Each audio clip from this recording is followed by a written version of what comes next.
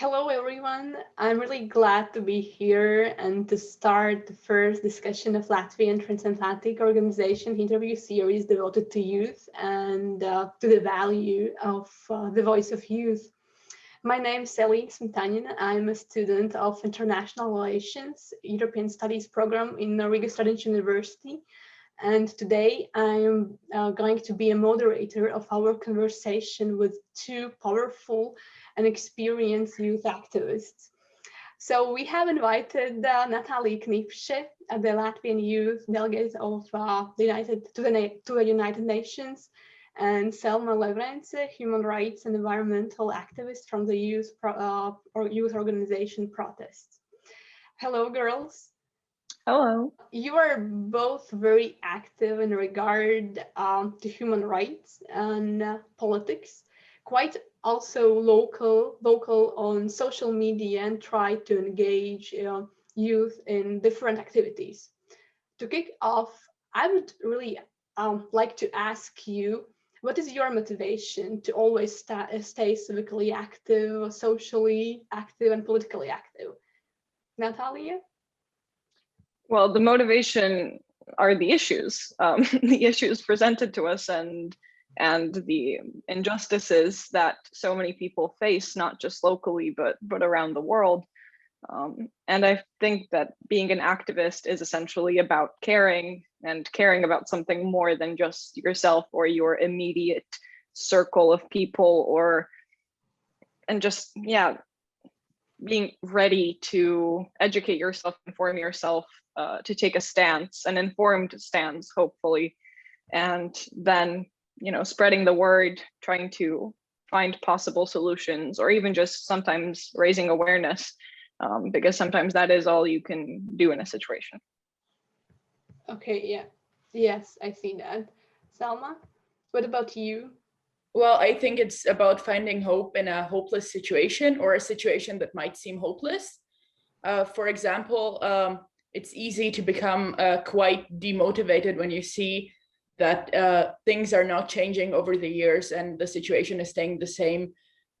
People are facing discrimination, and I think it's about kind of taking responsibility and acting in a way, taking responsibility and making sure that at least somebody is doing something, because oftentimes, especially in a small country like Latvia, you realize that if you won't be the one who says something or does something, then nobody will. And I think it's really about also often using your privilege to empower and help others. Yeah, okay, yes, I see that. But what we wanted to know that, according to your experience, which is quite huge, I think, is the voice of youth heard? I mean, there is a certain public discourse on involvement and education of young people, which is important in shaping our future, and overall, youth representation is vital for integrating sustainability in policy. This is why more and more institutions, people are trying to introduce also youth perspective. But do you feel that these efforts are sufficient, or sometimes you feel unheard? And why? Well, I think that it really depends on the occasion and on the actors involved, because often there is really a platform given to youth, and youth voice is kind of heard in some situations, but in others it's sort of being done just to check it off. And I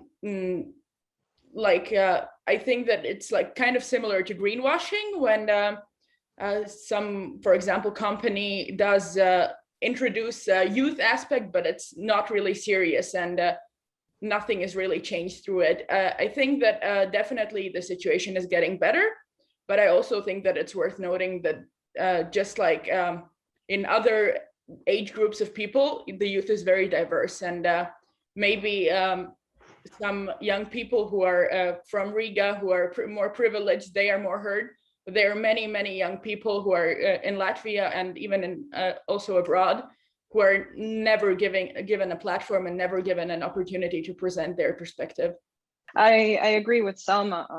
I think that there is an effort being made most of the time to involve young people, but that effort is often very performative and just to kind of like, yeah, tick off a box of, yes, we have consulted with young people, where it's usually one young person at a table of 20 people deciding on the futures of young people, who most of the time the 20 aren't all too young themselves and maybe a bit detached from the situation they are deciding upon.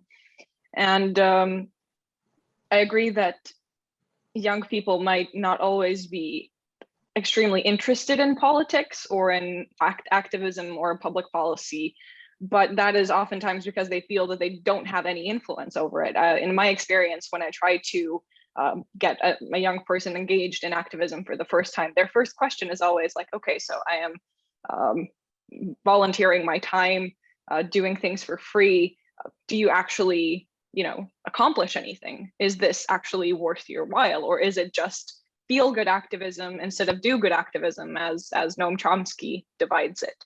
And so I think there's definitely something to be said about, representation and inclusivity in that manner, but when it actually comes to decision making and being at the table where decisions are being made and having an influence over it, that's a completely different conversation. Okay, yes, that's a question we wanted to ask, but you already answered it about, is it like educational more? Youth programs are more about education or influencing something, especially political process. So in your opinion, it's more about educative means to young person, or is it more also about political engagement and trying to change something? In Latvia, in international scale, you have a plenty of opportunities and experience. So it's more education or politics? I would say that I like what Selma said before, and it's something that I've also said a lot of the time, that young people are taken as like this blanket group of just like this demographic group that all have the same priorities, the same interests, the same whatever else, which is not the case as with any other demographic group. But the same goes also for activists and people who are more engaged in civic activity, for example. Selma and I are like a very rare occurrence, I would say, in the fact that we actually do get to participate in events or conferences or discussions or consult in places where most other young people haven't had the opportunity to. And that is the issue of like, there's usually one young person at the table, and that person cannot represent an entire demographic group, if no matter how hard they try. And so I think usually these, programs, or initiatives are about education and less about representation, because that is a whole different aspect of youth activism, in my opinion. Selma, do you have something to add? Yes, I completely agree. And I also think that it's a matter of having the access to education and education about specific issues that we as activists talk about.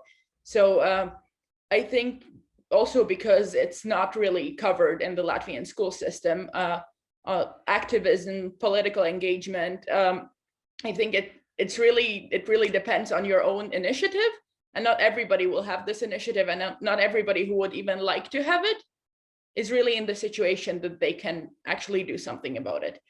And I think it really, to make sure that more diversity is covered when talking about youth, then we really need to make political civic engagement accessible to all kinds of youth, not only the ones who themselves have already an interest about it.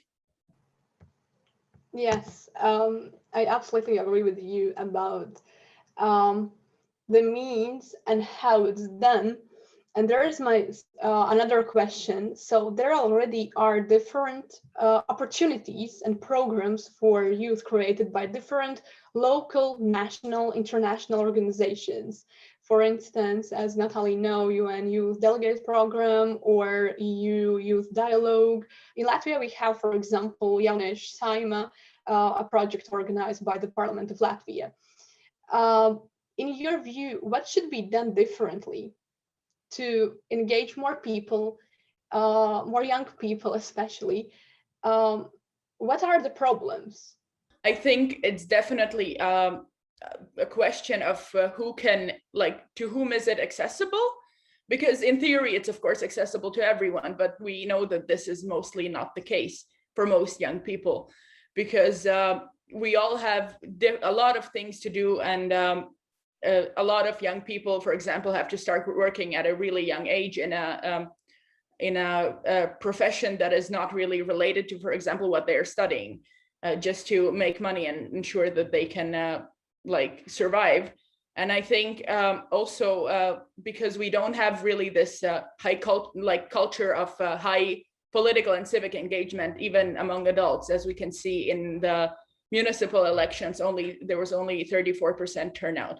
So I think it's a matter of really political culture and also education. And I think that it has been said many times, but youth engagement and generally political engagement of people, of diverse people, of all the people who live in Latvia, not just upper middle class living in Riga, it needs to become a priority, because if we don't have representation and we don't have engagement, then we will have a lot of people who are dissatisfied with the situation, but they don't know what they can do against it. I completely agree with Saeima. And also, in my experience, the reason why I started youth activism was because I was in a bubble of people who all were also doing something similar. For example, participating in the Youth Parliament of Latvia, Youth Saeima, as Elena mentioned, or the European Youth Parliament, which are very seemingly accessible ways of starting, to be interested about how institutions work and how you can actually, form an opinion about important social or political causes. But this information does not trickle down to the regions outside of Riga, for example, all too often. And when it does, it is faced with its own challenges of even just logistical challenges of how to get these people involved. And so I think it's important to keep in mind the end goal of, it's not just for the people who are already interested in it because they have found their way here to activism, for example, but it is about reaching out, making connections, trying to help people see how it's valuable to them and to the people around them, because that is honestly often a missing link in these types of situations. But I'm thinking you have, as I told previously, a very good experience, and you are really a good example for other young people. Participating in all projects where you have been, what are the main gains you took from them? And what could you say to a young person? Well, in Latvia, definitely. And I think just everywhere, for example, even in Europe, it's the connections you make, the people you meet, because networking is everything nowadays. And if you're around high achieving people, even just people who decided to do one additional thing next to their studies, for example, or next to their job, it's still people who are highly motivated, ambitious, want to better themselves, if only for the sake of their own self-development. So the people you meet, definitely. And secondly, it was a huge advantage when I started looking for jobs.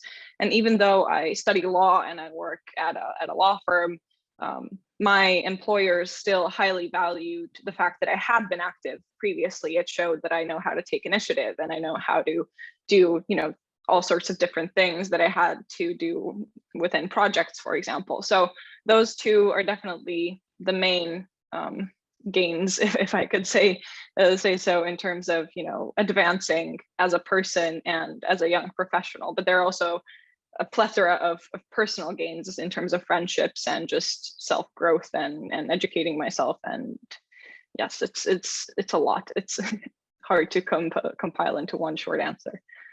Yeah, I completely agree. I also think that it's really helpful because it lets you see the world from a different perspective, because you might meet people who you wouldn't meet otherwise, who are maybe in like a bigger bubble, but like still outside of your small bubble. And especially in international projects, you can see how, for example, young people your age who live in Sweden or who live in a different country in somewhere in Europe might have a completely different perspective on some things, but you also might have things in common. And I think that really helps you like see yourself and sort of the society that you grow up in a wider global context. Okay, thank you. In my opinion, it's also very helpful for your growth, I would say like that, for a person who wants to grow, who wants to broaden its view, to see something different from in his life or her life. Maybe a bit provocative question, but have you sometimes, no, not sometimes, have you felt like a filler of quota sometimes? Well, I am mostly supportive of quotas in some circumstances. For example, in boards or executive committees, I think that there should be, for example, a gender or other sort of diversity quota. But I think sometimes, as we already both mentioned, Natalie and I, there is sometimes a feeling that for youth, there is just you're just a box to be ticked off. But I think that even if you are in such a situation, you can still make some sort of change, because even by calling out the situation, I can already see how you could change something and really make yourself heard. I agree. It's I definitely have felt as if I'm the token young person at a panel or at a meeting, but it's about making the most of the situation, because when I go into, I don't know, a panel discussion, unless my role is strictly representative and that's the only reason why I'm there, I don't go, but even then I don't go in with the thought in my head, oh, I am going in this as a young person. No, I'm going into this situation because there is something to be said. There are certain issues, there are certain things we need to discuss. It's like, I've always felt a bit frustrated with the constant labeling of young people as young people, because I do feel like it is a bit patronizing at times and can kind of take away from what that person has to offer and bring to the table, which is often highly undervalued because of age or gender or different other types of philosophical criteria. Yeah, because for me, I have felt like a token representative of youth just because I'm a young person to fill this place. And it's very bad, I would say. It's I felt like, I don't know, mess, I would say also, because I sometimes I feel that these adults, if we can say like this, think about us as not so worth. It's I just don't have words to express how I felt there. But okay, let's continue. I see that the time it's already comes to the end, but what I wanted to ask, what would you say to a young person who is thinking of becoming actively civically active, for instance, launching her or his own campaign initiative, but at the same time, her or she or he is a bit afraid or unconvinced to go and to do? Like sometimes these fears, even though it's like sometimes a bit hard to admit, sometimes it's also based on facts. Like sometimes you will get a lot of criticism, especially if you're young, if you're female. And I think that the most important thing is first to educate yourself and to really remember why it matters and why it's important to do this. Because, for example, when we talk about human rights activism, I think that we should always, as activists, remember that if we were a part of a marginalized group, or if we were a part of an even more marginalized group, that we would like someone to stand up for us. And I think that only by being active and being showing solidarity with other groups, we can build a more inclusive society and a society where everyone is heard.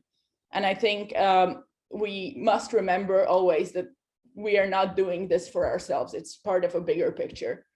And I think that really helps with the fear also. Yes, I think that if your intentions are pure and if you truly care about the cause, then fear is a very temporary issue. And even if it isn't temporary, I still get afraid of going into, important meetings. I still get nervous, still get anxious, but it's not about me. That's, I think, the biggest takeaway. It's not about me when I go into those meetings. If I do so in as a representative or an ally or something of the sort. There's always a bigger issue going on than your fear. And if your fear is stopping you from solving or trying to solve something or making it better for not only yourself but for other people, then I think it's time for, maybe it's not your time yet. Maybe you can start with something smaller and build up to starting your own initiative, which is what most people do. But honestly, there's nothing to be afraid of. And the only people who don't make mistakes are the people who don't do anything. So mistakes are nothing to be afraid of. Public scrutiny comes and goes. It can be hard, but if it's worth it, it's worth it. Yes, thank you very much. And if somebody who wants to be very active, to try to start her own or his own initiative, we recommend you to do that. Really, I think you can ask also advice to us, to Natalie, Saeima. They both always answer and will give you advice. And yes, I would like to say thank you right now for such amazing answer and for your insight. I think it's overall, it's very important to raise these issues, to pay significant attention to them, so we can improve our outreach strategies and engage more and more people, learning new things also from them and sharing also our experience, and not only experience, our downfalls and also our mistakes, I would say. Thank you very much to LATO for a great opportunity for that, to discuss really important topics for the youth. And yes, I'm wishing you all best of luck and thank you very much. Have a wonderful day, girls. Thank you. You too. Thank you.